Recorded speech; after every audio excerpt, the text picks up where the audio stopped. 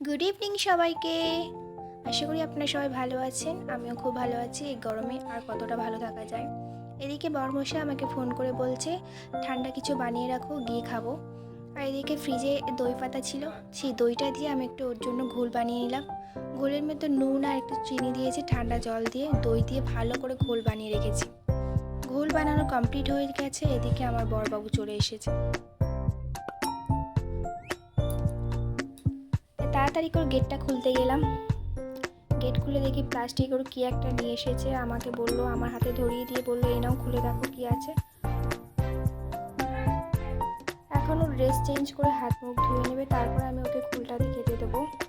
আর এদিকে আমি দেখিনি প্লাস্টিকের মধ্যে কি আছে।